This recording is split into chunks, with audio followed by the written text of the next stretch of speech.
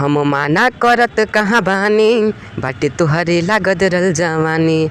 अरे मन करे जैसे वैसे जियरा जुड़ाल, चुम लहे राजा जी चुम लहे राजा, चुम लहे राजा जी हमारे होठ लाली, मन करे चुमली तुहारे होठ लाली। हमारे खेसारी सर का मूवी शूट हुआ है जिसमें मैंने उसमें एक फैमिली मेम्बर का रोल अदा के उसमें निभाया है, जिस मूवी का नाम है संघर्ष 2। अगला बारी दी हो जन्मवा बेटा बनाई के, बेटी न रही तो के बेटा जन्माई हो, बेटी न रही तो के बेटा जन्माई। माननीय मुख्यमंत्री जी के शहर से अभी एक मूवी शूट हो रही है गोरखपुर के महादेव, जिसमें हमारे रवि किशन सर जी मतलब हैं मेन सांसद यहाँ के। हाँ, गोरखपुर के सांसद जो हैं, उनके साथ मैंने काम किया है। 2018 में मतलब मेरा पहला एल्बम आया कि छठ पूजा का सॉन्ग था भतार मुर बहरे बा। अच्छा अच्छा।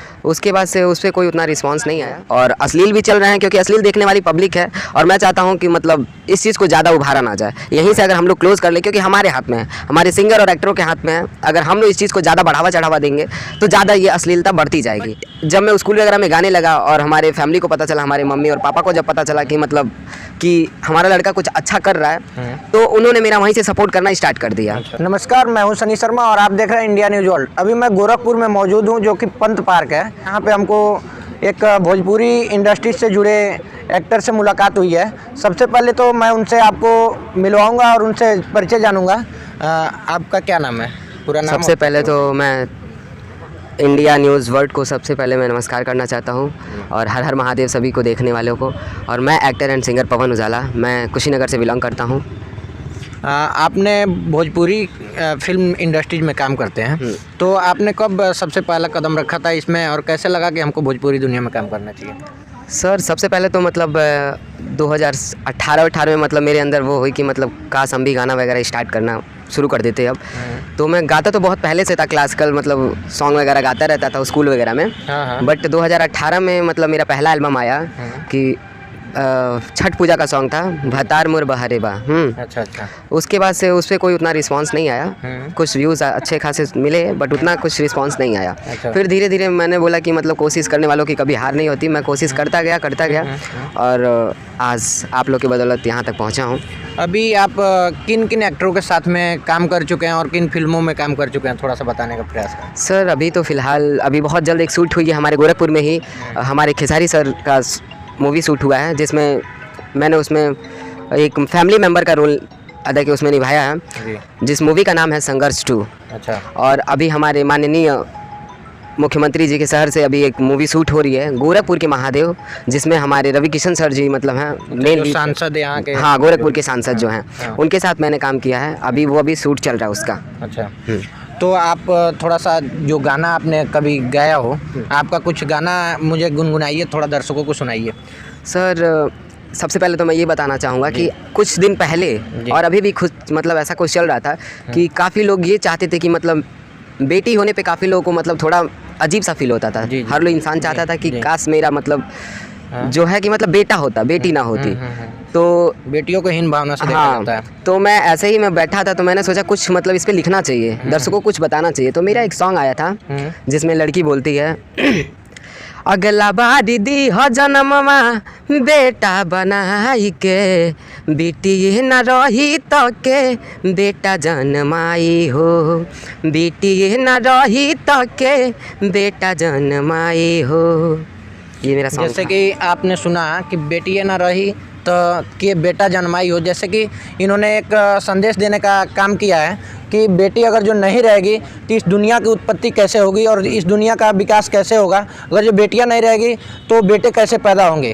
तो इन्होंने अपने गाने के माध्यम से बेटियों को मतलब लेकर के जागरूकता के तहत आपने ये गाना निकाला था।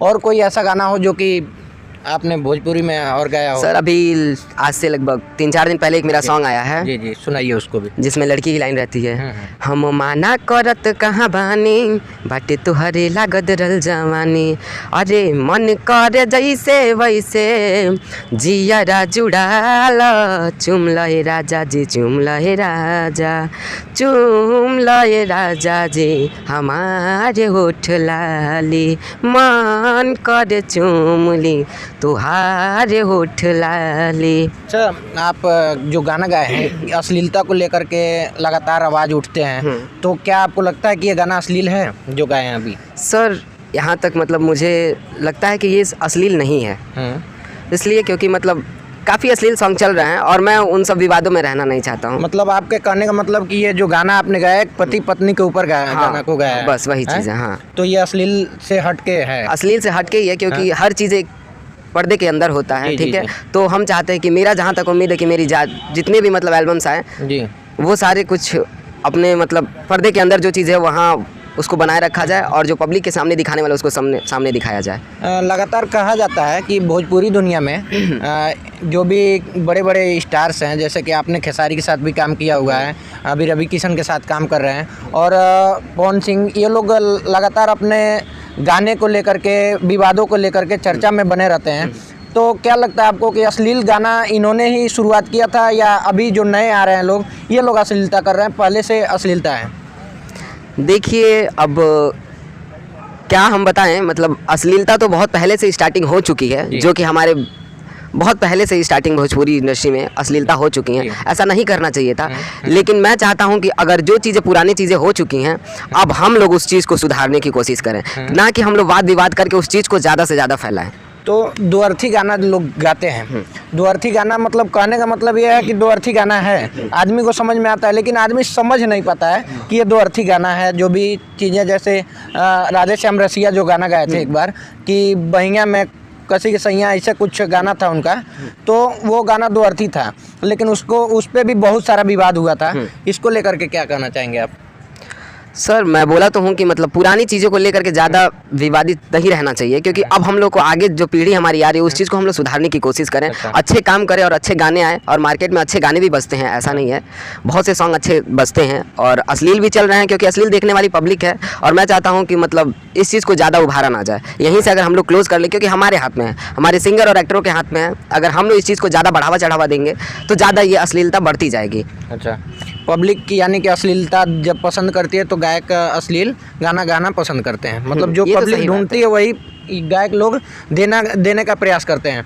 तो कहीं ना कहीं अगर जो आपको देखा जाए, आप यहाँ तक पहुँचे हुए हैं, अभी फिल्मों का दौर चालू है आपका, बड़े बड़े एक्टरों के साथ में काम कर रहे हैं जो कि भोजपुरी दुनिया के सुपरस्टार माने जाते हैं, कहे जाते हैं, तो आपको कैसा फील होता है इन लोगों के साथ काम करके? सर मुझे बहुत अच्छा फील होता है। ये लोग का देखा जाए पर्दे पे तो कुछ और दिखता है, पर्दे के पीछे इन लोगों का व्यवहार कैसा रहता है? सर अभी तक तो मैंने जितना काम किया है, जितने भोजपुरी इंडस्ट्री में जितने एक्टरों के साथ मैंने किया है, जैसे अभी रवि किशन सर हुए, खेसारी सर हुए, और हालांकि हमारी मुलाकात प्रमोद प्रेमी भैया से भी हुई है, और काफ़ी बड़े बड़े एक्टरों से मेरी मुलाकात हुई, बातचीत हुई, लेकिन हमें जहाँ तक ये है कि मतलब जैसे ये लोग फिल्मों में दिखते हैं वैसे काफ़ी बेटर उससे हटके भी हैं, बात व्यवहार सब चीज़ मुझे बहुत अच्छा लगता है भोजपुरी इंडस्ट्री से। अच्छा, आप जब भोजपुरी में कदम रखे होंगे सबसे फर्स्ट टाइम, तो आपके परिवार के लोग कुछ आपको ऐसा नहीं कहते कि तुम ऐसा काम कर रहे हो, ये अच्छा नहीं है, ऐसा कभी सुनने को मिला था?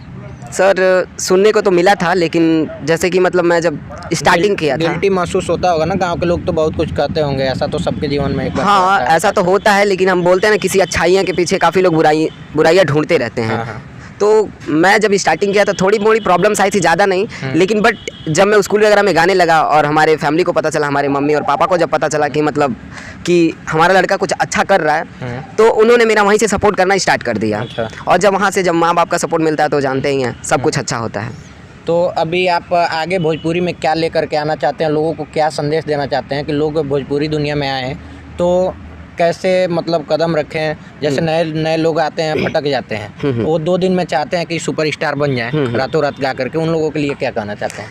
ऐसा तो कोई बात नहीं है कि मतलब कि 2 दिन में आए और हिट हो जाएं, ऐसा किस्मत के ऊपर कभी कभी ऐसा भी होता है कि एल्बम्स आते हैं रातों रात हिट होते हैं, लेकिन ऐसा नहीं है। हर मतलब किसी न किसी काम के पीछे, या फिर कोई भी काम ऐसा नहीं है कि जो कि आसान है, मेहनत करना पड़ता है, काफ़ी मेहनत करना पड़ता है। अभी कम से कम मुझे कम से कम 3-4 साल हो गए, मेहनत हर चीज़ के अंदर है, चाहे कोई भी वो इंडस्ट्री हो। भोजपुरी इंडस्ट्री से आप काम कर लीजिए, या फिर पढ़ाई के क्षेत्र में ले लीजिए, या फिर अदर किसी भी क्षेत्र में ले लीजिए, तो बिना मेहनत का कुछ मिलने वाला नहीं है। तो मेहनत, तो मैं यही कहूँगा कि जितने हमारे इस लाइन से जुड़ने वाले जितने भी हमारे भाई हैं, जितने भी हमारी बहन हैं, जितने भी हमारी दोस्त हैं, भोजपुरी इंडस्ट्री से अगर जुड़ना चाहते हैं, काम करना चाहते हैं, तो भाई मेहनत ज़रूर करें, क्योंकि बिना मेहनत का कोई भी फल नहीं मिलने वाला है। मतलब इसके लिए क्लास वगैरह ज्वाइन करना होता होगा ना, एक्टिंग? हाँ सर, एक्टिंग क्लास ज्वाइन कर लीजिए। भोजपुरी इंडस्ट्री में आने के लिए एक्टिंग ज्वाइन कीजिए, और उसके बाद सिंगिंग अगर करना चाहते हैं, सिंगिंग के क्षेत्र में आगे जाना चाहते हैं, तो म्यूज़िकल क्लास ज्वाइन कीजिए। अभी मैं यहीं भोजपुरी इंडस्ट्री से क्या बोलते हैं, मनीषा संगीत विद्यालय है गोरखपुर में, जहाँ से मैं अभी पढ़ाई कर रहा हूँ, मेरा फर्स्ट ईयर है अभी। अच्छा।